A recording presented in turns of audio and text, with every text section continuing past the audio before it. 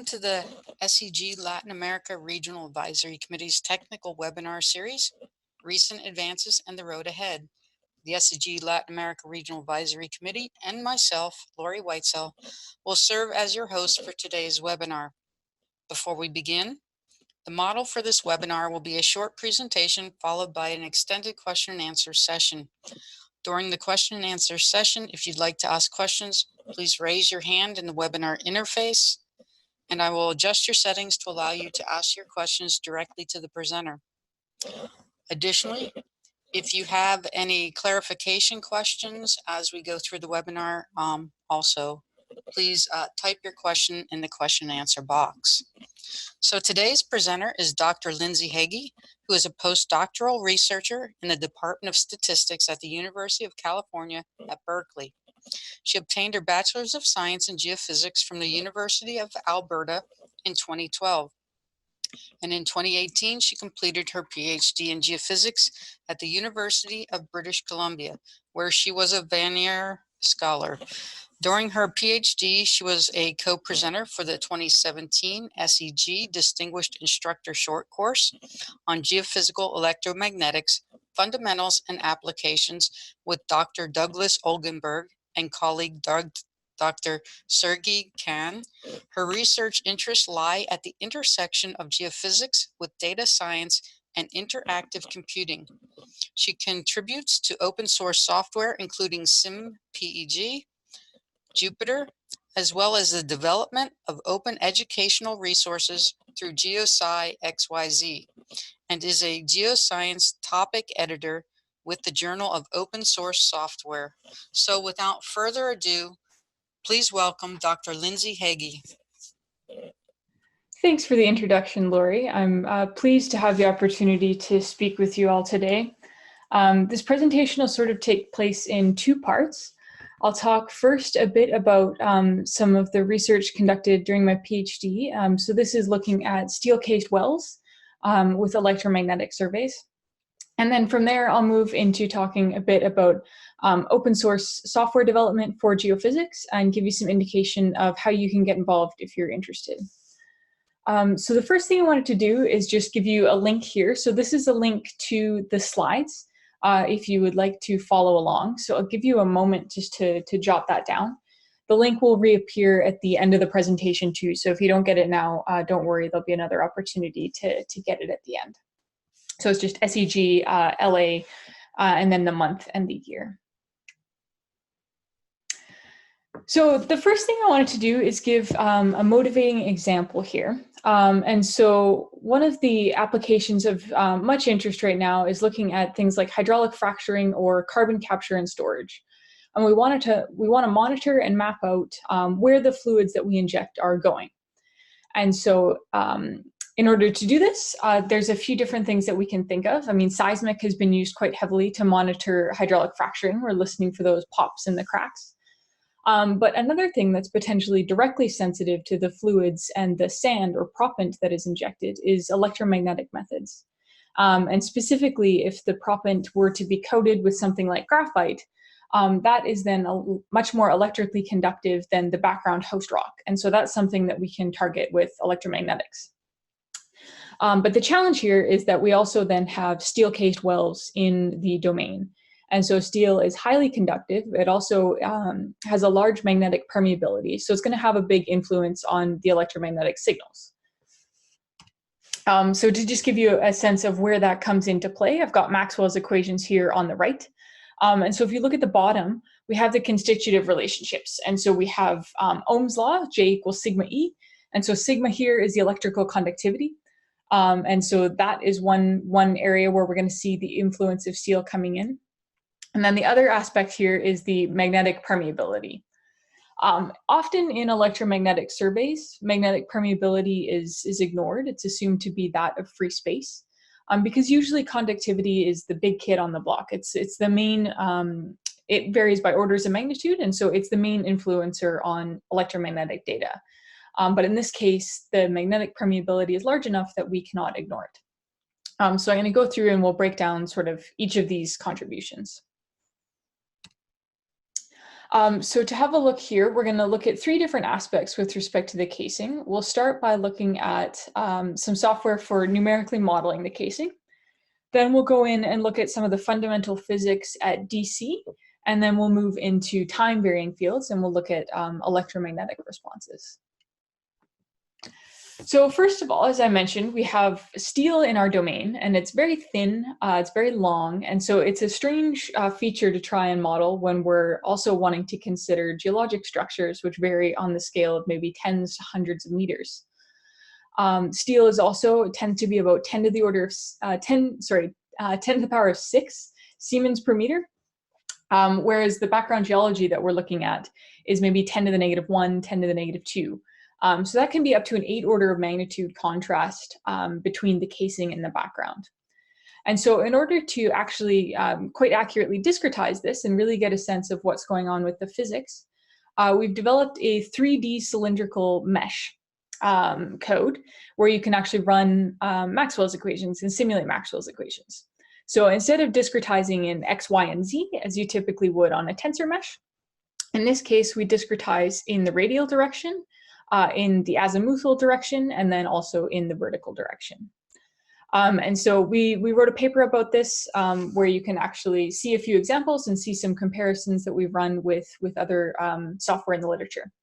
And this is all implemented in SimPeg, which is an open source software package for simulation and parameter estimation in geophysics.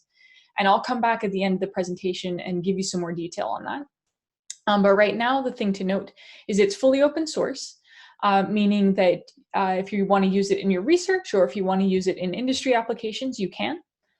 You can also adapt it as you need to for the problems that you're working on. And we also have, for this cylindrical example, we've got DC resistivity hooked up, as well as frequency domain electromagnetics and time domain electromagnetics. So if we actually want to start putting that code to use, one of the things that's useful to look at is go back through some of the literature and take a look at what were some of the derivations that were done in the earlier days of studying steel-cased wells. And so in the center of the slide here, I've got an image that was sketched out from the seminal paper by Kaufman. And so there's a few interesting things to point out here. So A is the location of a positive electrode. And you can see right in the immediate vicinity of the electrode, we have some negative charge buildup on the inside of the casing. And we have some positive charge buildup basically along the entire outside of the casing. So this negative charge buildup, when we have a positive charge here at A, we have currents that are basically going to go radially out from this. And so here, when we have an inside fluid that's going to be more resistive than the casing itself, we get a negative charge buildup on that inner wall. And then as the currents leave from a conductor into a more resistive background, we have positive charge buildup. And so in Kaufman's paper, he breaks it down into basically 3 different regions. We have the region very, very close to the source, and that's where we have this negative charge buildup. We have the region that's along the casing but further away from the source, where we don't see negative charges, but we see positive charges. And then he looks at the region very far away from the well. And so here we're going to zoom in and see if we can actually replicate this behavior running a numerical simulation. So we've got a few things plotted. In the top plot here, top 2 plots, we have charges. So A shows the total charge. This red blob here is that A electrode. And then we see some negative charge buildup on the inside wall right near there. I've saturated the color bar a bit in B and just removed the source electrode. So we're looking at secondary charge here to give you a sense of how far those negative charges extend. And so in Kaufman's paper, what he predicted is that it would extend about 10 radii vertically. And so if you actually look here, that's about what we are getting with this near source range is what we're seeing there. And then the currents follow similar behavior, right? So we have some currents that go radially directly away from that source in the immediate vicinity of the source. But then as soon as we get further away, sorry, this is the currents, D is currents. As soon as we get further away, they're going basically up and down along the casing because it's like a high conductivity pathway for those currents to go. And then as we go away from the well, they're basically all horizontally outwards. So what this is showing us is often we look at numerical codes just for simulating data. But the purpose is here that we're really trying to dive into is getting a sense of what's actually going on with the fundamental physics.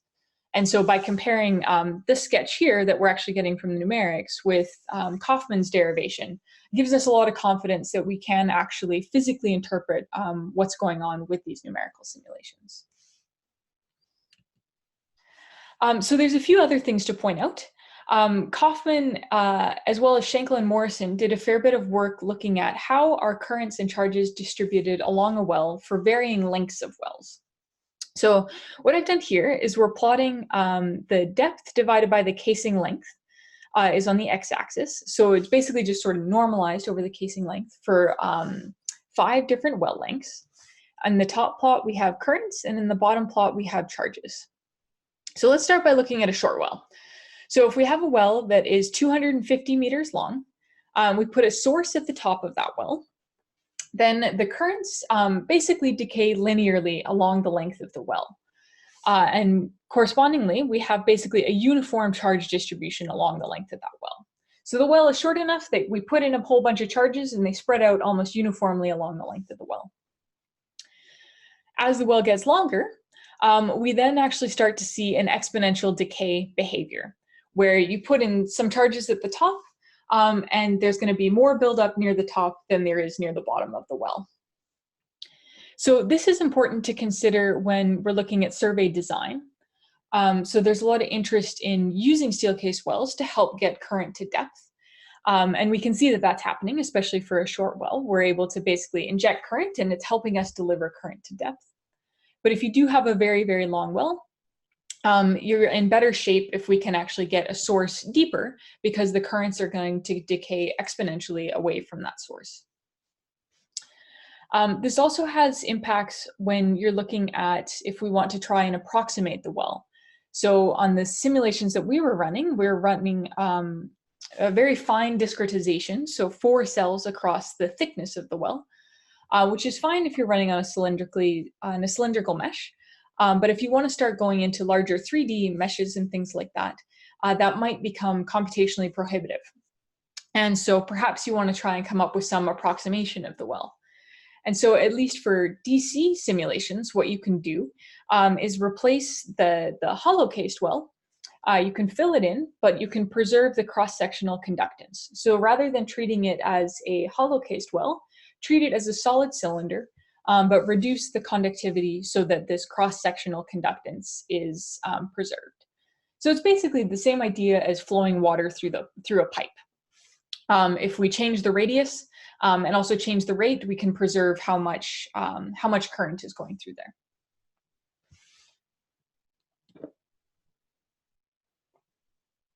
So one application of interest is actually looking at casing integrity. So the question here is, if there is a flaw in the well, can we actually detect that by running an experiment from the surface? So we've got 2 models that we're comparing. We've got a baseline model, which is an intact well, and we're going to stick an electrode on the top of that well. We can simulate the currents and see where the charges go, and then what the resultant electric fields look like. So the electric fields are going to be what we measure at the surface. And then we can run the same experiment for a well where we've introduced a break at 500 meters depth. And so if we look here at the currents, by introducing this resistive gap, we basically see that most of the current, once it gets here, it's all dumping out in the top.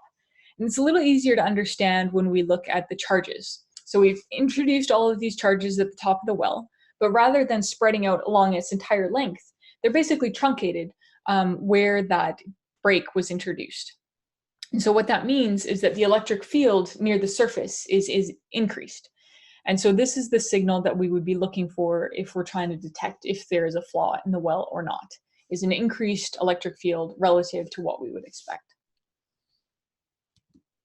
So if we actually want to run an experiment, this is looking at electric fields at the surface. So previously we were looking at a cross section through the well. Now we want to look at electric fields at the surface. So what I'm plotting On the top, we're showing the primary electric field for, we've got an electrode here, the red location, and then the second electrode is further out. So each of these plots is showing just different return electrode locations. So the top one, it's plotting off the chart because it's further away. And then in the subsequent plots, we're bringing that electrode closer. Then below what we have is the secondary response. So what this is the signal due entirely to the flaw. So if we simulate a flawed well and an intact well, and then we subtract those responses, this is what you get. And so the first thing to note is basically no matter where the return electrode is, we're basically getting the same response. It's a cylindrically symmetric response because the casing, we've introduced like a cylindrically symmetric flaw, right? All we've done is basically taken all of those charges that spread out along the entire length of the well and bunched them up. So what this tells us in terms of survey design, we know that we want to make sure, first of all, that the secondary signal that we have is above some noise floor. So I've cut off arrows here that are below 10 to the negative 7. So if we treat that as our noise floor, we can see that these data are measurable above the noise floor. That's one criteria. The second criteria is that the secondary response is a significant percentage of the primary. So if the primary field is very, very large, we're not going to see this small signal. And so what we can do in this case is you can see, let's look at data along this white line here, which is perpendicular to the line where we have the source.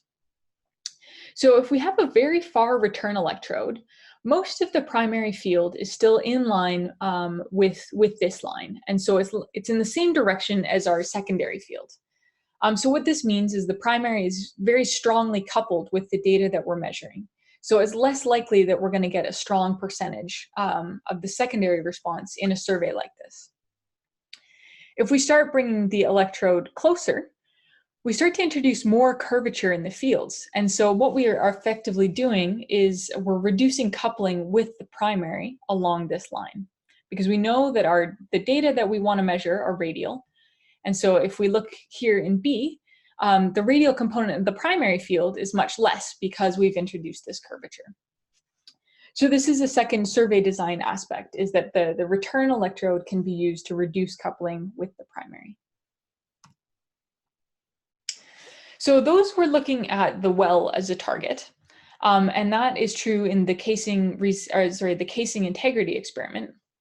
But a lot of the experiments that we might be interested in are if we are searching for a target. And so this might be in a carbon capture and storage experiment or in a hydraulic fracturing experiment. And so what I've done here is we introduce a conductive target and a resistive target. And it's through a well. You can't see the well on this plot, but the well goes down to 1 kilometer. You can see it with the currents lighting up along the casing. And again, we have, in this case, we've connected an electrode downhole. So it is centered with the conductor and the resistor, and then we have a return electrode on the surface. So let's start by looking at the conductor. So here what we see is that as we have currents that are going out, they're leaving a conductive target and going into a more resistive background. We have a positive charge buildup along all of the boundaries of this target.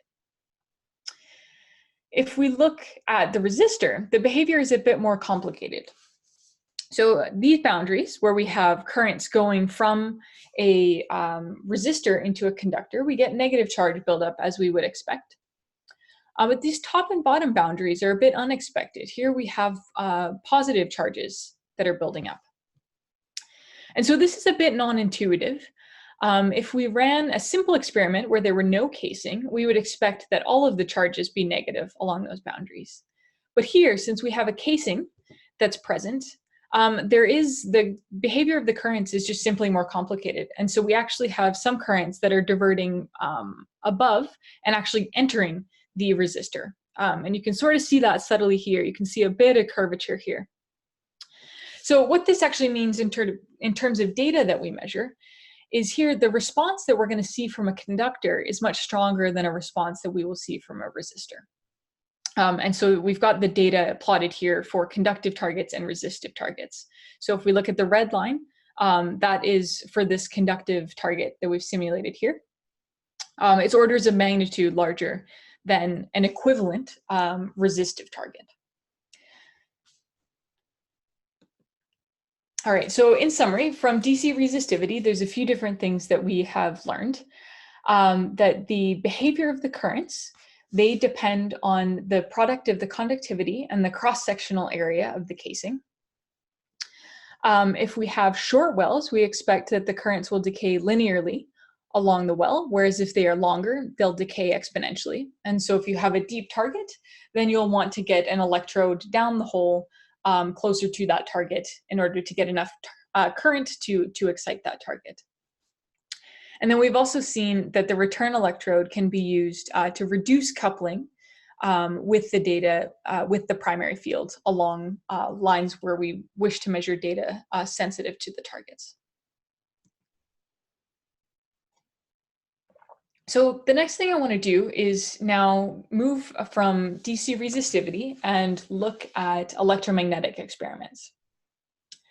And so what we're going to do is we have an experiment here where we've got a return electrode 1 kilometer away from the well and a positive electrode connected to the well. So current is going from our negative electrode in the wire to the positive electrode. And then in the subsurface, it goes along the casing and goes back to this return electrode. So this is the DC state. And so what we're going to do is break down and see what happens through time. Before I do that, what I want to do is show you an experiment where, first of all, there's no casing present, and we're just going to walk through what's going on. So if we start that here, sorry, I'm just going to pause that for a second. Let's see if we can. So there's 2 electrodes here. There is the negative electrode here and the positive electrode here. And remember that the current was going from the negative to the positive. So immediately after we shut off that current, what happens is an image current is introduced. And so this basically tries to mimic the current that was in the wire. So we have current that's going the opposite direction to the formation or the DC currents that were initially set up by these 2 electrodes. And so this creates a bit of a current circulation. And so if we then watch through time, that then just diffuses out and away. And so it's a bit more involved because we do have these 2 current systems at play, and these 2 current systems are going to be important to consider. As we have these formation currents, which are basically always going from the positive electrode to the negative electrode. And then we have this image current, which is going in the opposite direction. And then that causes a circulation that diffuses, and through time it diffuses. Okay, so that's with no casing present. If we move on to the case where we do have casing present, oh, do I see a question?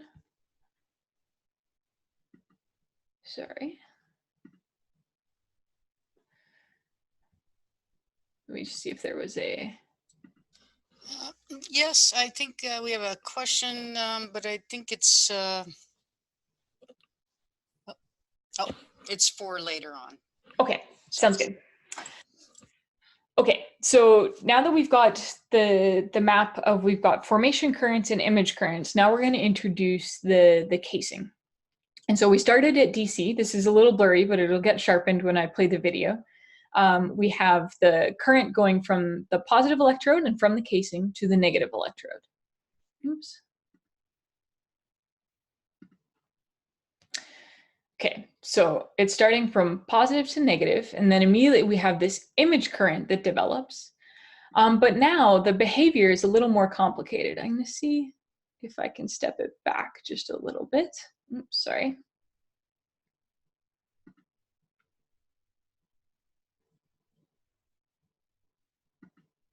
So what's a bit more non-intuitive here is that we actually have what looks like sort of this null or a shadow region, I've heard it called as well, behind the well. And so this ends up being a third current system that we can kind of think of, is that what's happening is the currents, those image currents are basically getting channeled back into the well. And so it's a very 3D effect. And what you can think of is that image current that was going out. So we saw that one diffusing out in the previous example. All of those currents are basically getting channeled back into the well, where they go down the well because it's so conductive. And so this leads to this shadow zone behind the well. And you can see this in data, and I'll show you an example of that afterwards. And so the behavior here is a bit more non-intuitive, but as you go to later time, it then diffuses back to the DC. So if we actually look, So if we look at a few snapshots through time, we're looking at 1 millisecond, 5 milliseconds, and 10 milliseconds. This is just snapshots of the video that we saw. And that was just for a conductive well. If we introduce permeability, so now the well is also magnetic, that further complicates things in that basically what it ends up doing is the response lasts longer. So at early times, at 1 millisecond, the currents in the earth are fairly similar. But as we go later through time, we can see that there's still current in the well. And so there's still an influence of the well much later than you would expect only if it is a conductive well. So what this is showing is that in early times, the permeability might not be as important to consider, but as you go in later times, for the data, if we want to accurately simulate data, the permeability of the well is going to be a very important factor to include in numerical simulations. So what I want to do here is zoom into the well. So what we've got is I'm looking at, on the top row, we have a conductive well. In the bottom row, we have a permeable well. The radius is very small, so the aspect ratios of what we're looking at is a little challenging. So we're going up to 1,200 meters in depth, and we're only going out basically 0.05 meters radially. So at DC, we see both of these at 0 milliseconds. The behavior of the current is very similar. We have currents just going down the well and out. And so these look nearly identical. As we shut off the current, you can see some impact of the image current. For example, if you look here, we see currents coming into the well, going down and out. We see that in both cases. But as we go later in time, let's look at 5 milliseconds. This is where we really start to see some of these interesting differences. So for the conductive well, we have currents coming in, going down, going out. For the permeable well, what we actually see, you can actually see it fairly well here at the 5 milliseconds, is there's this poloidal current that has developed. On the inside of the well, we have current going down. On the outer part of the casing, we have current going up. And this is all happening inside of the casing. You can see it here again at 10 milliseconds. So we have this poloidal current that seems to be due to magnetic permeability developing inside the casing. So to try and understand this, we can go back to Maxwell's equations. So we'll break this down step by step. So in A, what we have is we have currents that are going down the well. And we know that by Ampere's law, currents are going to produce a rotational magnetic field. By the constitutive relationship, we know that the magnetic flux is concentrated inside of permeable objects. So here, the magnetic flux is concentrated inside of the casing. Then by Faraday's law, we know that when we have a time-varying magnetic field, because all of this is varying through time, we get rotational electric fields that develop. And then by Ohm's law, those are concentrated inside of conductive material. And so here we can see basically that the permeability is the source for this non-intuitive poloidal current that's developing. And that's not something that can be developed if you consider conductivity alone. So just to give an insight into what's going on when we actually look at data, these plots here are looking at cross sections of electric field at the surface. So I've got conductive on the top row, a permeable well in the center row, and then the difference in the bottom row. And then on the right-hand side, those are just different plots through space, and then this is at the red dot through time. So it's a lot of information, but let's focus in on these plan view plots on the left here. So first of all, one of the things that you might notice, see that dot here that we're looking at, that's sort of null. You can see it quite strongly here. That's that shadow zone that I was referring to in that video. This is where we get that 3D effect of basically currents that get channeled back into the casing. And then the other thing to note here is that we see that the impacts of the casing last much longer in the permeable well than they do in the conductive well. So at the 5 milliseconds, for example, there's a very large difference between the fields that we measure for a permeable well than a conductive well. And this plot here is just meant to drive home that point, that we can get differences that are on the order of 200% between if you considered permeability versus not in the simulation. So with respect to some of the impact points from looking at electrical conductivity and magnetic permeability in EM simulations, there's 3 sort of current systems to think about when we are thinking about what happens with an EM field in a setting with a steel-cased well. There's those galvanic or formation currents. Those are the same as what we see at DC. There's the image current that is produced when we shut off the wire. And then the casing causes these currents to be channeled in somewhat non-intuitive geometries. And then the other thing is that permeability in this case is a non-negligible parameter. It is something that needs to be considered, especially if we're simulating later time data and trying to get accurate responses. So there's still a lot of questions to be addressed when looking at EM in settings with steel case wells. All of the examples that I showed you are with vertical wells. And most of the settings, if we look at hydraulic fracturing, for example, a lot of those are horizontal or deviated wells. And so that's a different geometric complication that we will have to think through as we want to actually apply some of these methods out in the field. The other thing is there's often multiple, there's more infrastructure than just a single well. We need to be worried about interacting steel case wells. So often wells are drilled from a pad. And so there's more than one well that needs to be simulated in the domain. There's often pipelines and things like that on the surface. And so these are all electrically conductive features that are going to need to be considered. And with that, we want numerical simulations to scale so that we can run many of them. We can actually then start to perhaps address the inverse problem, where we can try and image these conductive or resistive features that might correspond to hydraulic fractures or carbon capture and storage, the carbon plume. So clearly there's lots of work yet to be done in this space. And so what I want to do now is move into some of the work that our group has done on developing open source resources for research in geophysics, and give you a few ideas of how you can get involved, and if some of these problems are of interest to you, how perhaps you might be able to pick up some of this software that's been developed and dive into some of these examples. So this slide that I want to show was originally presented by Doug, who was my PhD advisor. We held a workshop in Banff at the Banff International Research Station a couple of years ago.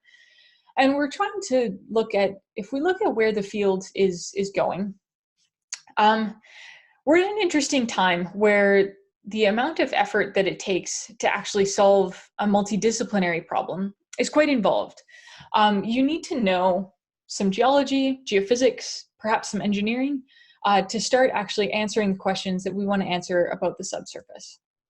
At the same time, we're seeing that the complexity of algorithms that we need to solve, like 3D EM, especially if you look at airborne 3D EM, for example, these are non-trivial problems. They have been solved, but it's non-trivial to implement.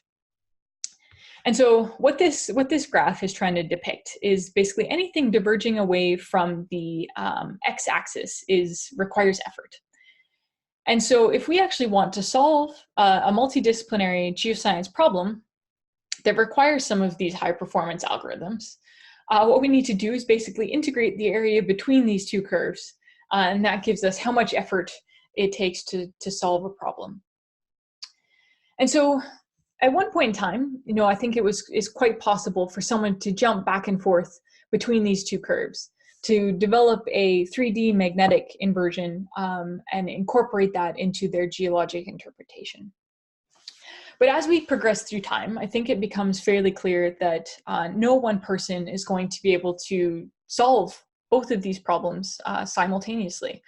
We're going to need some mechanism to transfer ideas across this boundary, so that in order to solve these multidisciplinary applied problems, you can actually pick up some of the algorithms that are at the state of the art, and vice versa, so that multidisciplinary applied problems can actually drive what we need from new algorithms in the future. And so one of the ways that we're trying to make progress on this front is by breaking down, like, what are some of the things that we actually want out of a software, out of a framework for working on these types of problems. So a lot of these things that we're listing here, modularity, declarative, extensible, these come from ideas in software development. So by modular, what we mean is that we want our tools to basically be a set of building blocks. And so that as you approach a new problem, you have your toolbox of things, and we can actually assemble the right components to solve the problem that you need to. By declarative, what we mean is we want the code to be very reflective of the problem you're trying to solve, so that you don't have to adapt the way you're thinking about the problem to the implementation. And I'll show you an example of what I mean by this. Extensible, by this we mean that we want people to be able to plug in new components. So if you have an idea in an inverse problem for plugging in a new form of regularization, or maybe you want to do a joint inversion and have an idea of a different coupling between parameters, cross gradient or something of that sort. We want to be able to just plug in that brand new component and have the rest of the pieces still be at your fingertips and immediately usable for that problem. And finally, I think this is one of the most important pieces, is that these tools be open. This facilitates reproducibility, which is something quite fundamental to science, but it also opens up opportunities to work with other people. And I think, as we show with this plot, I mean, that is going to be an essential thing for making progress in the future. So this is what we're trying to embody when we're working on SimPeg, which is an open source software project. It's written in Python. It's all available on GitHub. And so you can jump in and take a look at the code base there. I'm just going to walk through and give you a bit of an overview of what is in SimPeg here briefly. So we've tried to break down the inverse problem into a modular framework. And so we have our inputs, we know what our data are, perhaps what the governing equations are, and then maybe we have some assumptions about the geology, or we have some drill hole information, and we want to be able to incorporate those things. And then here we've broken down the inverse problem into basically two main components. We have the aspect of the forward simulation. So this actually lets us simulate fields and predict data. And then we can plug that into some of the inversion components. And the inversion, we're going to frame it as an optimization problem, where we try and fit the data and also satisfy some assumptions in the regularization. As I mentioned, this is all implemented in Python. And so one aspect of what I meant by declarative is that each of these components that we sketch out in our framework diagram are actually implemented as modules within SimPeg.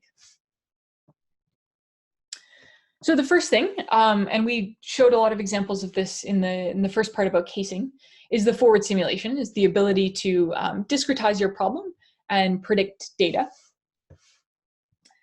The way we do this is we have finite volume meshes plugged into SimPeg. So I showed you the cylindrical mesh. We also have tensor meshes, octree meshes, and rectangular or curvilinear meshes.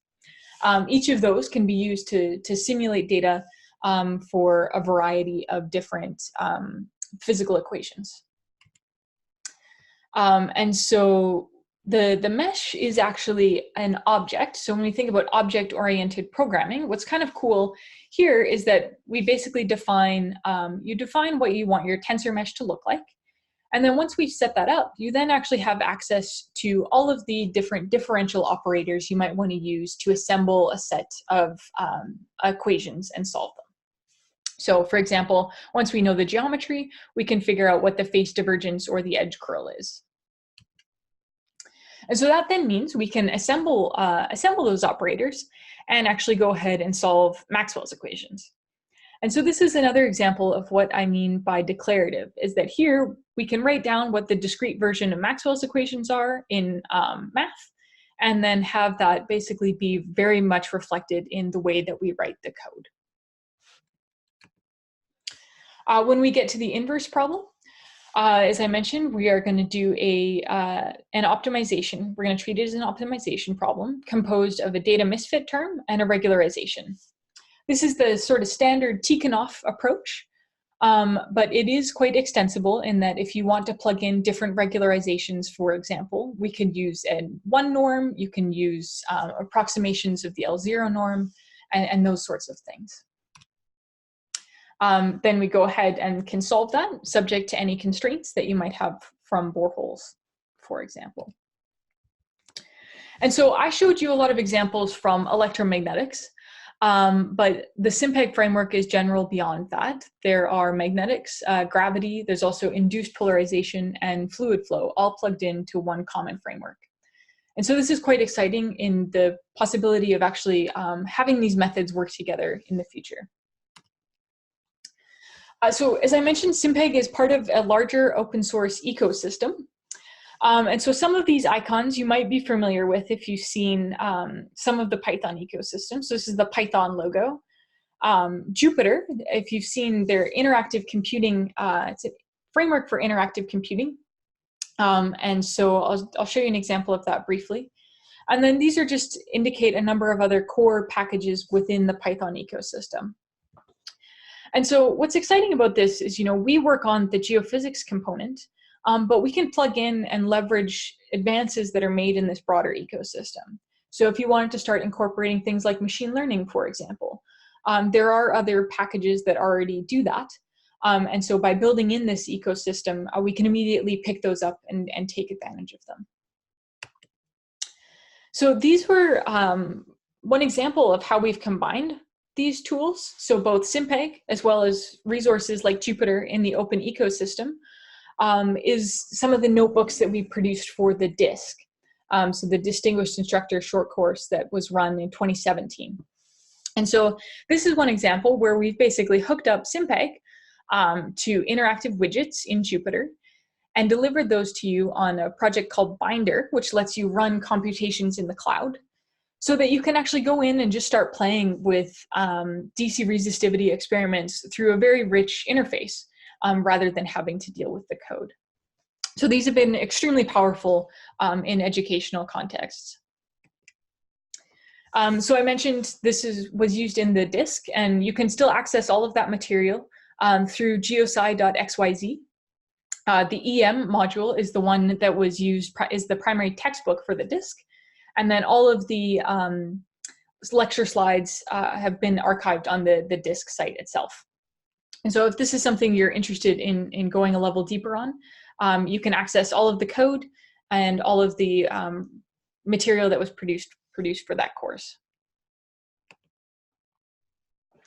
So the other thing I wanted to point out is just a number of opportunities for getting involved in open science. So SIMPEG is one project that I mentioned, but you don't necessarily have to be a developer to be getting involved and sharing your research code and get involved in the open science movement. And so I wanted to point out a few resources. I won't go through these in detail, but if you have questions, you can certainly ask. I mentioned my Binder.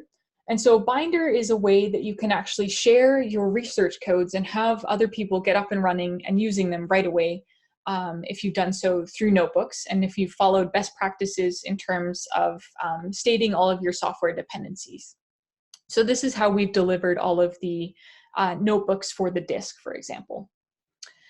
There is going to be a SciPy Latin America conference in October, and that'll be in Bogota, Colombia.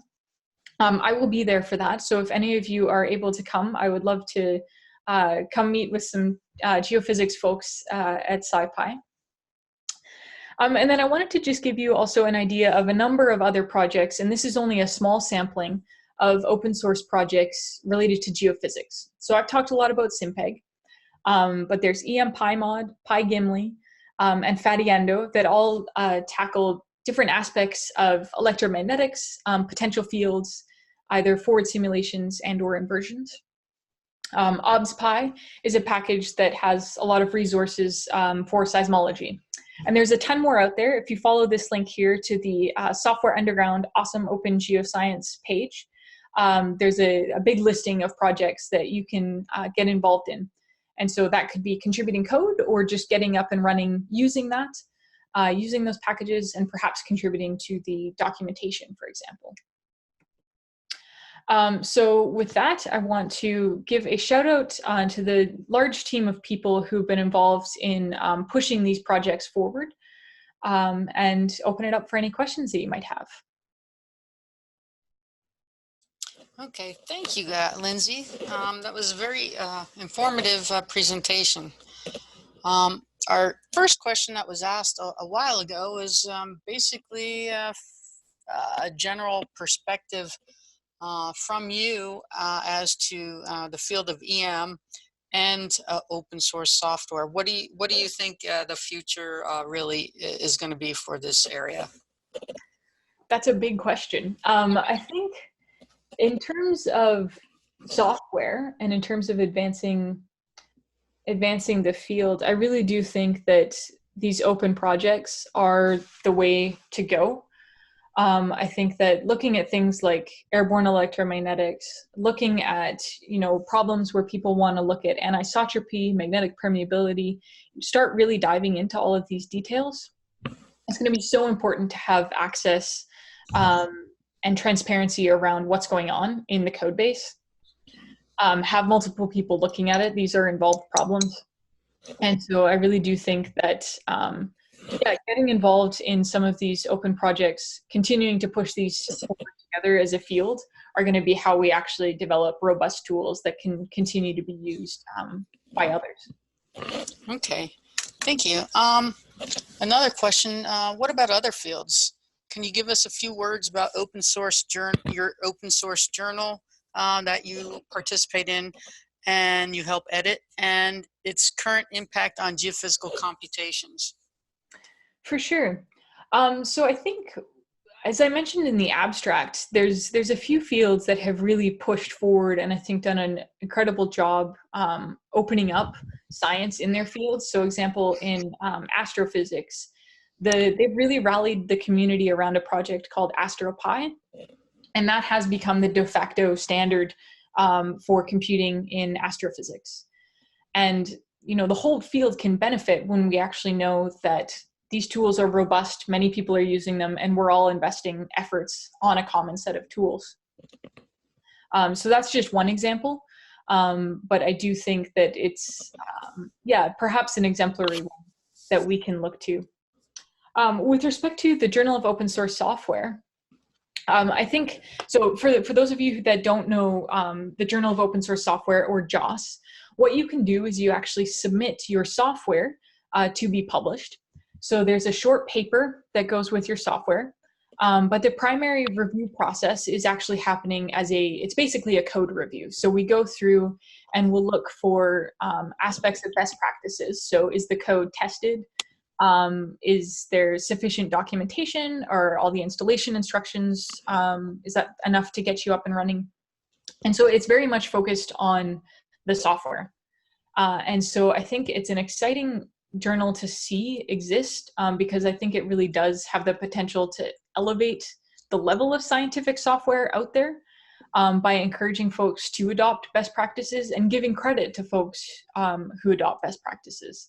Because that's something right now that I think in general is lacking in scientific literature, is that in order to publish software, at least before JOSS existed, you really sort of had to do both brand new science and develop all the software, and then you could write a paper about those things. But it wasn't even necessarily clear that anyone looked at the software when you submit a paper like that. Whereas JOSS is really going in and actually trying to improve like the state of scientific software. And so if you're interested, check out the website yeah, if you Google for JOSS or Journal of Open Source Software, you'll be able to find it. And feel free to email me any questions that you have. I'm happy to help advise on any geoscience submissions. Okay, thank you. So you showed, I think it's a previous slide, the github.com, and that is where a lot of people work collaboratively on different open source software. Is that correct? Yes, yeah. GitHub is one platform for sharing code and versioning code, keeping track of issues, all of those sorts of things. Okay, great. We have another, I guess it's a comment and a question. I think you have visited several locations in Latin America. Is there anything else to add to your Latin America crowd, or what information you might want to extend to professionals in Latin America that might be specific to that region, perhaps? Yeah, I mean, I think the biggest thing is to extend an invitation to get involved in some of these projects, however you see fit. You don't have to be a software developer to have valuable contributions. One of the most valuable things that at least we've seen in SimPeg is if people are willing to contribute examples. And so if we invest in helping you get up and running, in working on your research software, contributing an example is extremely valuable. Most of the people who I know who are involved in open science and scientific software development really are self-taught. So I know that there can be a big intimidation factor when you're looking at thousands of lines of code. But yeah, don't be afraid to engage and start by asking some questions and express interest in areas that you're interested in. And I think too, have a look at the SciPy Latin America, even if you are not personally able to attend. I believe that all of the talks will be filmed. And so that can start to just give you an idea of the pulse and of what's going on in scientific Python in Latin America, and who are people who are developing different software packages, and they might be folks that you could reach out to and yeah, jump onto their projects as well. Okay, great. Thank you very much. So I guess adding on to your comments regarding that question, where you said that you didn't really have to be a programmer to go on and learn from some of the software that's being developed. Are there any sites that are open source that you're aware of that basically would be like an intro to Python for someone who's just trying to get up and running? Yeah, for sure. There's a few resources out there. The ones that I would recommend are software carpentry. Because software carpentry has really been designed with a scientific audience in mind. And so they give you an overview of how to do some basic work working within Jupyter notebooks and working with Python to get running immediately on scientific questions. So rather than doing, the simple hello world that everyone teaches you in in some sort of programming course, learning how to do a simple linear regression right away is much more immediately useful to your work. And so I think, yeah, software carpentry is a very good place to start. Okay, thank you. I was asking for a friend. Excellent. All right. Do we have any more questions for Dr. Heagy?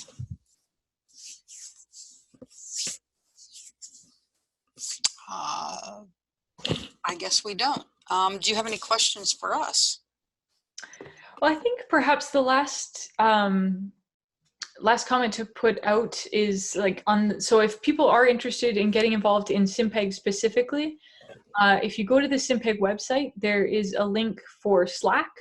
And so that is where a lot of conversations within the SimPeg group happen. If you can't find that, feel free to send me an email and I'd be happy to connect you there. It's a great place to just kind of get up and running.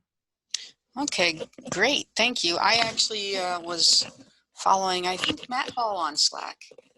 He was doing some Python coding I actually can't remember the application at the time, but so yeah, I have seen a lot of back and forth on different Slack groups. So, Yeah, yes, great.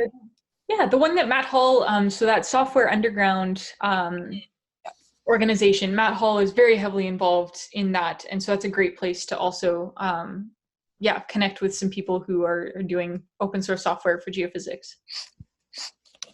Okay, well, these are lots of great links. Mybinder.org, SciPy Latin America, I think is probably pretty interesting, and hopefully people will jot down this link here on the screen and go check it out. And you said all of the presentations are recorded? I believe so. I can double check on that. At least in the North America one they are. So I imagine that they would be for SciPy Latin America as well. Oh, okay. We have actually, thank you.